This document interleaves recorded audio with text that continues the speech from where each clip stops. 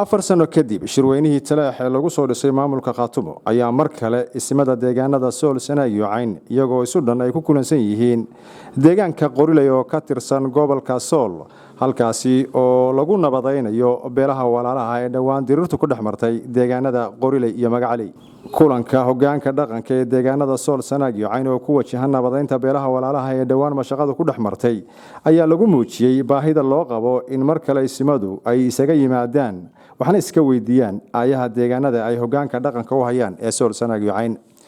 Garajaamac Garad Cali ayaa ka hor intuusan ka hadlin mowduuca ka hadalka ayaha deegaanada Sool Sanaag iyo Cayn waxa uu ka warbixiyay halka uu marayo shirka nabadaynta beelaha walaalaha ee dhawaan colaadu ay ku dhaxmartay deegaanada Qoriley iyo Magacaley hawlihii loo yimid ergooyinka faraha badan ay u yimaadeen ilaa Raas Kaambooni ilaa Raas Casayr ilaahay dadkii waa noo celiyay oo waa noo qabsoomeen oo ilaahay naguma ceebayn in ergada intaa la eg aanu u joogsan weyno oo ku ixtiraami weyno arinta khayrka iyo wanaagga ah ay u socdeen iyagu dhibaato ma yangeysan tol soo gurmaday bay ahaayeen annana ilaahay waa noo sahlay tolkii aanu hor joognay inay noo qabsoomaan tolkii iyo ilaahay hadduu kuu roon yahay tolkii u soo gurmadayba inay noo qabsoomaan noo joogsadaan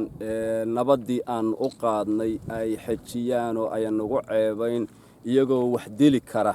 inay ducadayadii qaateen oo ilaahay noo qabtay aad iyo aad bay u wacan tahay haddeer xaajadu waxay maraysaa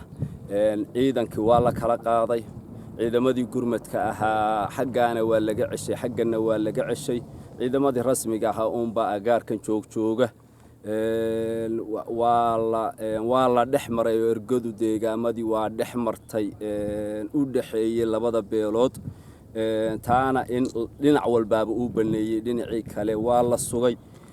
haddeer waxaa lagu jiraa meeshii la isugu imaan lahaa xabad joojinta arinteedii waa laga gudbay iyo ciidan kala qaadistii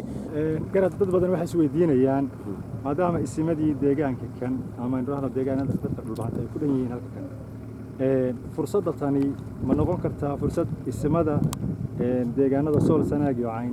ay mar labaad ku saxaan wixii ka khaldamay taa maxaa loo sheegay ilaahay baynu ka rajaynaynaa inuu sidaa ka dhigo waa ka shaqaynaynay shirweynihii ballicad dhankiisana Garaad Maxamuud Cismaan Mashqare ayaa xusay inay jirto baahi loo qabo in mar kale la isugu jilib dhigo ay ka talinta deegaanada Sool Sanaag iyo Cayn halka waxa isugu yimid odayaashii dhaqanka ee Sool Sanaag iyo Cayn badankoodii ayaa isugu yimid waxayna u yimaadeen dhibta ka dhacday eeriyada tan hadda lagu sugan yahay ayay isugu yimaadeen si ay u dhameystiraan wax ku habboon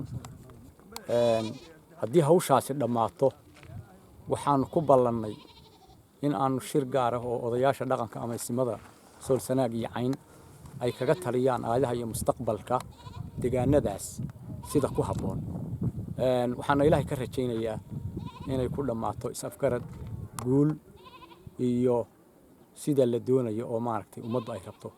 sidoo kalena Garajaamac Garad Ismaaciil ayaa isaguna dhankiisa xusay in isu imaanshaha isimadu ay fursad u noqon karto in mar labaad wax la iska weydiiyo xaaladda deegaanada Sool Sanaag iyo Cayn taas waa khasab way dabcan waa laga hadlaya waxa looga hadlayo dadku deegaankii wax ku yihiin dhulkii wax ku yihiin xaaladda aynu ku jirnaana waxa la yiri reer hawd markuu guurayo haddaan ka ugu horeeyaan qaylin ka dambana qaylin ka dhaxna qaylin ugu kala luma tayna haysataa waa taa weeye marka khasab way waa la wada hadlaya danta reerkan waa laga wada hadlayaa ni jaclaysigana waa la iska deynayaa wixii ummadda dan u abaana garanaysaa dadkana dan u ah dhanka galana gogosha uu fidiyay Garaad Saleebaan Garaad Maxamed Garaad Maxamuud magaalada Tukaraq oo ka tirsan gobolka Sool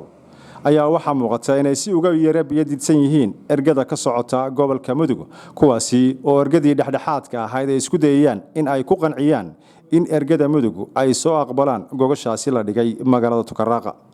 Axmed Cali Faarax Kalsan TV ila Saanood